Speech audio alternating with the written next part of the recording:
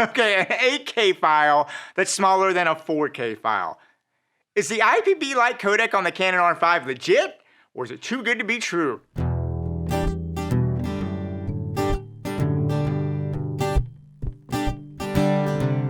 If you are a content user, file size is one of those things that you're always worried about. And on the Canon R5, an incredible camera, but the file size has been a little restraining. If you wanted to shoot C-Log or C-Log 3, you had to shoot 422 10-bit. That was it, and very, very big file size. Canon did not give you a lot of compression settings. But the newest 1.3 firmware update for the Canon R5 and the R6 gave us access to IPB-Light, which is, in my opinion, an incredible game changer on paper. I can shoot now 8K files in IPB-Light that are smaller than my 4K files in All-I. And I can shoot 4K files smaller than my 1080 in All-I. This is just an incredible game changer that I was stoked and couldn't believe it when I first started doing it. So what I've done some camera tests. I've run my cameras for all the exact same amount of time so you can see the file size. And more importantly, we need to put this sucker together on the paper. Because a 4K file being smaller than a 1080 All-I is interesting. But does it hold up? Is it the real deal? Can you trust this if you need one on the set? There's only one way to find out. Let's jump in the computer and check it out.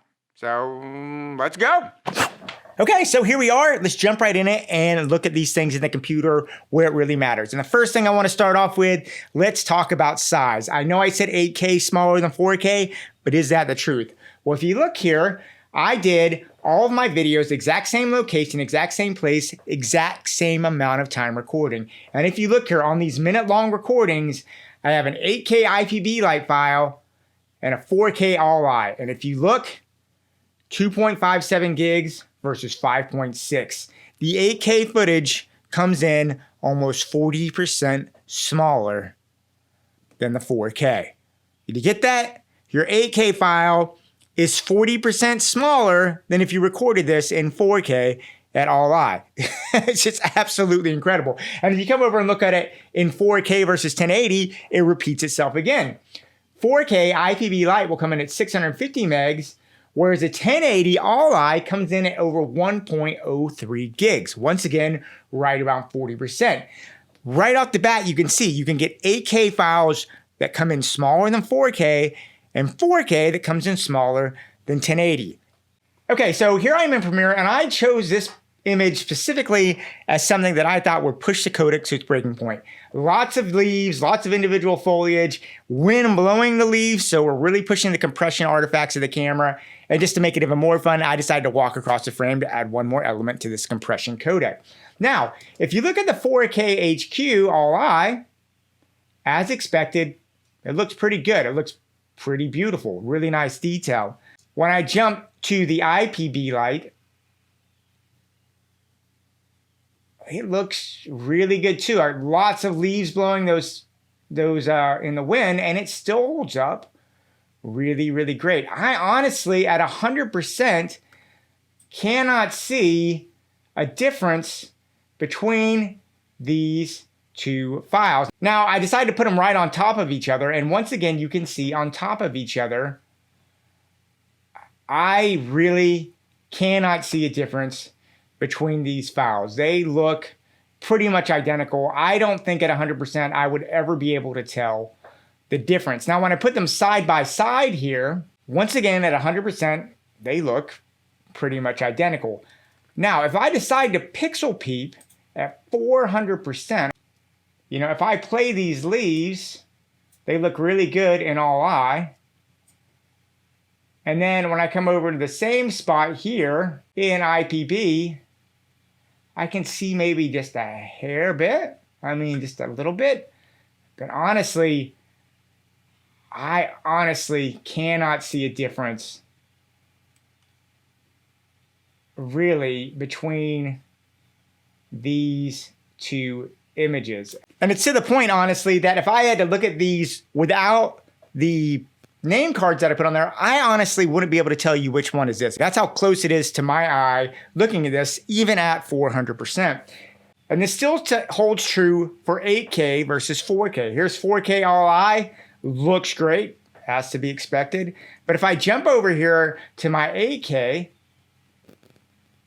once again, I really don't see any difference here in it. And if I jump in once more to 400%, the leaves still look really good here at the 4K, and they look really good here in the 8K. As a matter of fact, I jump between these two pictures.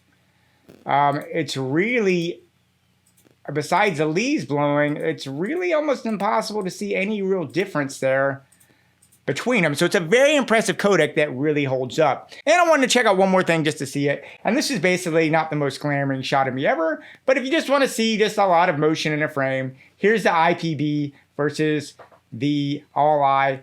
And I cannot see any difference at all between those two.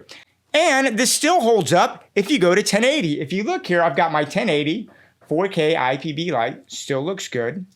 And then I can jump in here. And if I jump between these two, I don't see any drop off. Okay, so that's all well and good. The codec holds up great in daylight balance situations under 5600 Kelvin. What I want to do is one more test now in a dark studio environment at 3200 Kelvin.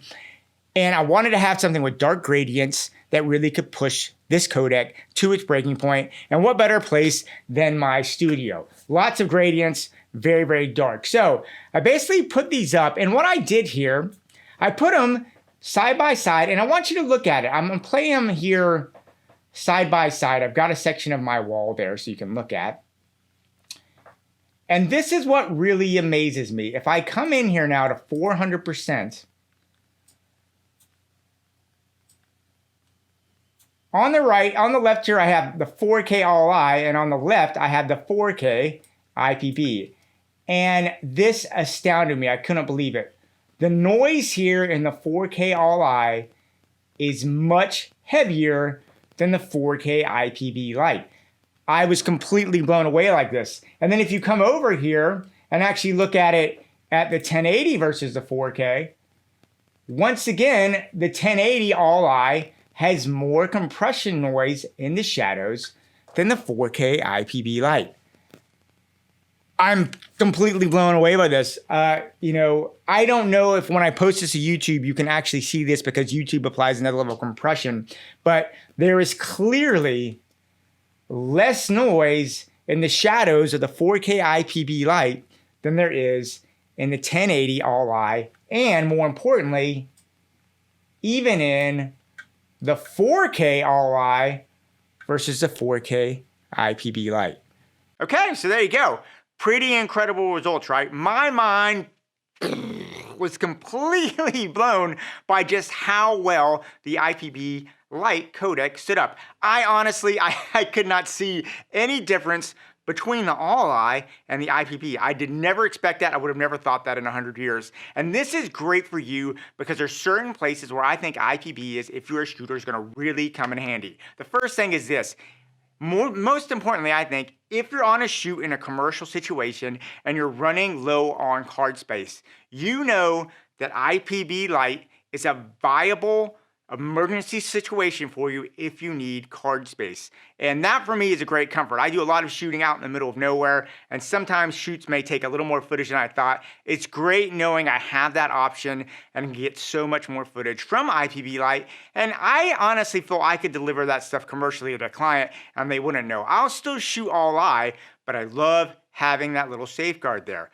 The other thing that I think is great is I think IPB-Light completely unlocks this camera for you, because now having IPB-Light with 8K and knowing that it's actually smaller than my 4K at all eye, I think is incredible. This is going to definitely encourage me to use that 8K function a lot more on my camera in certain situations, just knowing that I'm not going to completely obliterate my card space on it. If you have a Canon R5, I think this is super, super exciting. And really the last thing that I think, if you are a content creator for YouTube, this is amazing too, because now you have access to great 4K footage. And as you can see, the 4K and the 1080 looks pretty much the same, but now you have more pixels for punch in and composition options if you're making a YouTube channel, and you're not going to obliterate your hard drive space if you're making lots and lots of content. So kudos to Canon. This was an incredible firmware update. I'm so excited to take this out in the field and really push it out there and get it, test it out. But anyway, guys, I hope that was helpful. Please leave me any comments or questions you have down below. Love to hear your thoughts on this. Subscribe. That always helps me out too if you like what you see here. Yeah, guys, go out there, keep on shooting. Yeah, I'll talk to you soon.